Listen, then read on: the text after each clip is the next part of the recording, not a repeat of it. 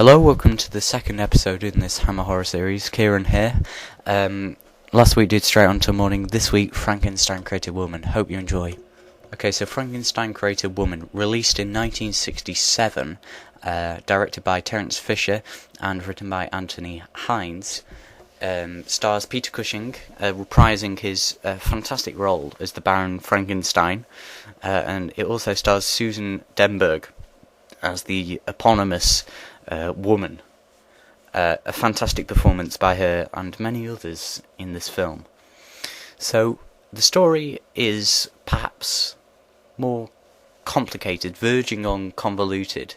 Well, I'll tell you anyway, than you may expect. Okay, so Frankenstein. Now, I haven't seen the previous film, but I presume he died at the end, because when we open in this, he is frozen, cryogenically frozen by his assistants, and then we see him being awoken and brought back to life. And from this, Frankenstein realizes that your soul does not leave the body until at the moment of death. So for about 40 minutes we're pondering why he has found this, because Frankenstein, as in Horror of Frankenstein, there is no monster for a good 2/3 of the film, and they're the better thirds. But in Horror of Frankenstein, it is dealt much worse. In Frankenstein Created Woman, it's slowly paced, but it's almost like a play. I mean, you have two main sets. Well, three. You have the sort of bar restaurant, which is used often, but always seems sort of fresh and inviting, with all of the colourful characters that walk in. You have the Baron's sort of house, but the main setting there is his laboratory.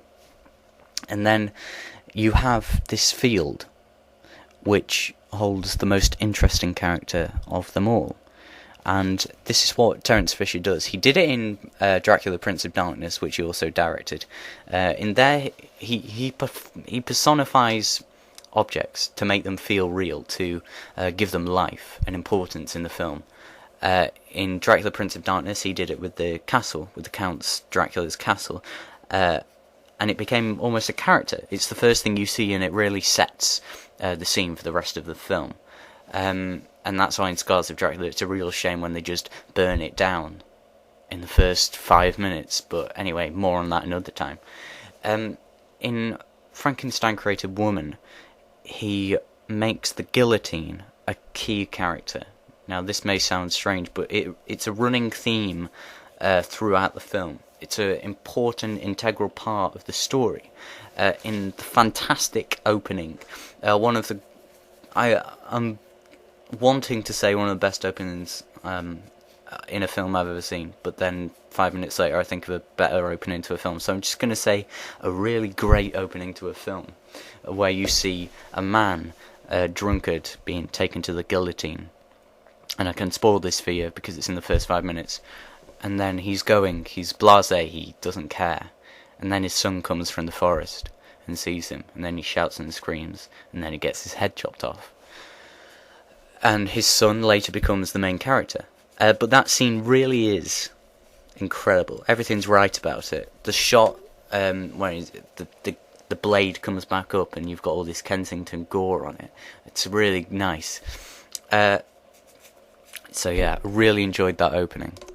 Hans, who is the assistant to Baron Frankenstein's assistant, is the child whom we see at the beginning, whose father is executed. He falls in love with a deformed bar waitress, the father to the landlord, and that part of the story is really sort of moving. All of the other people make fun of her. She's teased constantly by the other boys, but he loves her, and after a passionate embrace, he is framed inexplicably for murder.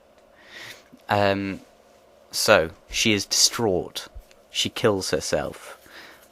Oh, by the way, he is framed for the murder of her father, so it's even worse. But Baron Frankenstein decides that he can harness Hans's soul and put it in somebody else's body to make a new person. So, Hans's lover, who is distraught, this disfigured, ugly woman, kills herself. She drowns herself. So Baron Frankenstein, seizing the opportunity once more, gets her body and tries to put Hans's soul into it. It works, alright, and I'll leave it there. I don't want to give anything else away, because I really want you to see this, all of you. It's a fantastic film, and it's incredibly subtle. Subtle. Even when you have all of these outlandish and boisterous characters, like, I suppose you would term them as the bad guys, with their massive purple top hats, come in to the bar. They go, "Oh, get us some red wine." Even they have a soul, if you will. They're handled with incredible, intricate sort of plots, and you feel like everyone has a little bit of a backstory. And that certainly comes to light later in the film when the monster awakens. And the monster is as sensitive as Boris Karloff's, or as powerful as Christopher Lee's monsters. It really is a great piece of work from Terence Fisher, who I wish did more in Hammer. I think he's certainly the best Hammer director I've seen.